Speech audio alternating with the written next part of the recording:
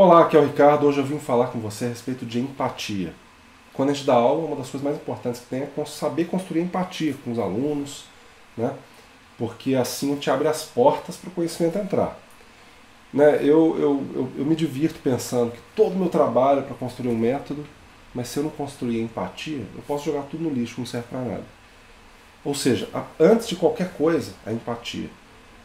Né? Porém, é claro, eu busco no meu método algo que vai em si mesmo gerar a empatia. Mas muitas vezes não é assim, porque nem todas as pessoas são iguais. Ou seja, eu chego para um aluno, tem vezes que o aluno não é o perfil que eu estava esperando. Muitas vezes, imagina, um aluno autista, uma criança que não consegue prestar atenção em você, aquilo que você achava que todo mundo consegue fazer, ele não consegue, e aí como é que fica? Aí você tem que construir empatia. Então, eu venho estudando algumas coisas a respeito disso que eu pensei, gente, isso é legal de compartilhar. Eu acho que tem muito a ver com o nosso trabalho ali no violão, os professores. Tem um cara, um americano, quando eu falo um cara, fica meio assim, uma pessoa extremamente séria que vem desenvolvendo um trabalho há muitos anos. Na verdade agora ele já está no túmulo dele, então ele não está desenvolvendo esse trabalho mais. Mas é o Marshall Rosenberg. É um americano e ele desenvolveu um trabalho que chama Comunicação Não Violenta. E esse trabalho, eu não tenho como te explicar ele todo aqui, porém, eu posso te falar que ele é muito... o cerne dele está na criação da empatia. Quando você tem um conflito, muitas vezes o que faz o conflito só piorar é a gente ver o conflito como uma coisa ruim. Vamos considerar que esse aluno, diferente do que eu esperava, que o meu método aparentemente não vai funcionar para ele, vamos supor que isso é um conflito, mesmo que seja um conflito interno. Se eu considerar que isso é uma coisa negativa, eu vou entrar num processo de não resolução de problemas. Eu vou olhar para a negação daquela solução e vou afirmar apenas o problema.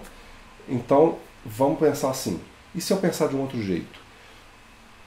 E se eu pensar que essa situação está só me mostrando um outro caminho? Aí, nesse caso, um conflito se torna uma oportunidade de atualizar, de me atualizar ou de atualizar uma relação. Por exemplo, um conflito num casal é uma forma de atualizar um casal.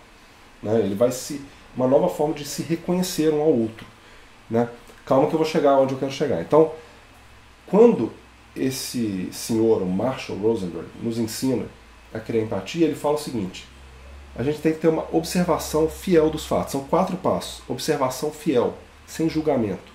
Segundo, sentimento. Qual o sentimento que está motivando determinado comportamento, determinada palavra? Qual o sentimento por trás daquilo? Terceiro, qual é a necessidade daquela pessoa? Em quarto lugar, aí a gente faz um pedido. Ele ensina que tudo que é falado pelo ser humano está entre 2 categorias. Ou é um pedido ou é um agradecimento. Né? Ele fala em inglês. Ou por favor ou obrigado. Ou seja, se eu estou falando uma coisa, se eu estou abordando meu aluno, eu vou fazer um pedido para ele. Eu quero que ele toque. Eu vou fazer um pedido. Agora, como que eu faço esse pedido? No momento ali, vamos dizer, de crise, de conflito. É uma coisa importante. Então, trazendo um resumo dos ensinamentos do Marshall, eu diria, vamos ver qual é o sentimento por trás desse aluno. Ele está ansioso? Ele está frustrado porque às vezes ele gostaria de outra coisa? Ele está se sentindo... está muito assim, excitado porque é aula de violão, aula de guitarra? Então tá, então esse é um sentimento. E qual é a necessidade dele? Aí a gente pode sempre buscar o que ele está querendo. Realmente buscar primeiro o que ele quer. Eu já falei isso aqui várias vezes, mas nunca é demais falar isso, sabe? Porque isso não substitui nenhuma abordagem didática que você tenha. Aliás, contra nenhuma abordagem didática que você tenha substitui a empatia. Ou seja, conhecer o que é a necessidade do aluno, o que é o desejo dele. Isso vai fazer toda a diferença do mundo na forma como você trabalha com ele. Se ele quer uma música XYZ, muitas vezes a gente pensa que ele só quer rock and roll.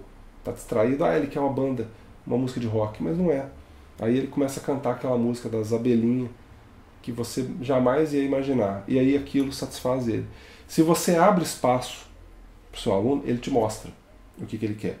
Porque eu considero uma violência à criança impor alguma coisa sobre ela. Só que a criança, graças a Deus, é um ser mais puro, né? A criança ela é mais aberta. Então, muitas vezes, a gente pode contar com a criança no sentido de que ela vai trilhar aquele caminho que você está propondo para ela. A maioria das crianças. Se ela conseguir fazer, ela vai trilhar. O problema é quando ela não consegue. Aí ela, como não tem maturidade, muitas vezes ela sente que ela é burra, sente que ela é inadequada, ou alguma coisa desse tipo, né? Mas se você faz um caminho que ela consegue e tal, e você está segura, ela lê aquilo em você e ela te acompanha.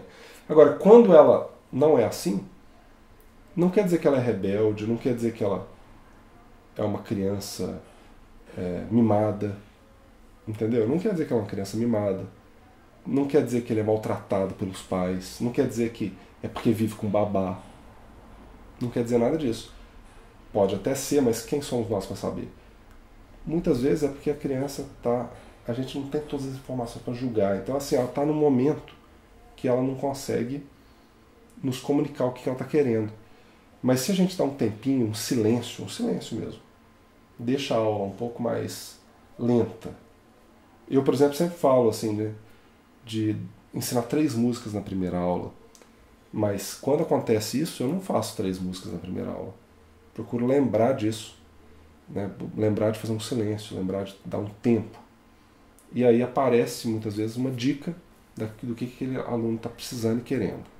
E através daquilo a gente vai trilhando. Isso é uma coisa que você pode ter certeza, sai sempre da boca do aluno. Isso vale, inclusive, para tudo que acontece na vida. Né? Tudo vem pela palavra, todos os atos, todos os gestos são acompanhados de palavra. Ou seja, se você observar, as pessoas falam o que tem dentro delas.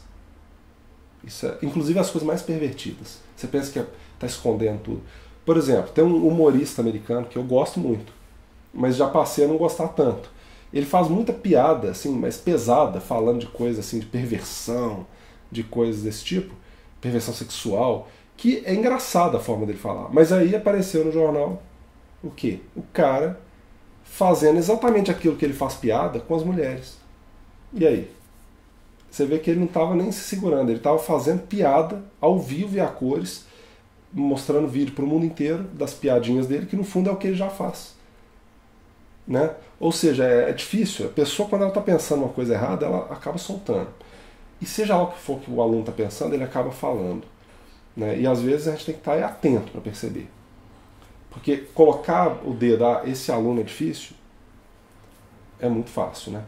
Então o nosso trabalho é acolher os alunos em primeiro lugar. Depois vem a música. Quando o aluno já chega querendo, que é a maioria das vezes, aí vem a música de cara. Eu sempre sou assim mesmo, eu não fico ensinando partes do violão, dando teoria, conversando. A primeira aula é tocar violão. Se você não fizer isso, principalmente se for uma aula experimental, que você está dando de graça para o aluno, para ver se ele gosta de você. Se você não fizer ele tocar, vai ser difícil ele querer ter aula com você, de fato. Né? Mas, muitas vezes, o aluno está com alguma questão. Aí a gente tem que saber criar empatia. Ver os sentimentos, ver as necessidades dele. É isso mesmo. Esse é o recado que eu quis trazer hoje. Tá? Então, espero que você tenha gostado desse vídeo. Nos vemos no próximo. Tchau!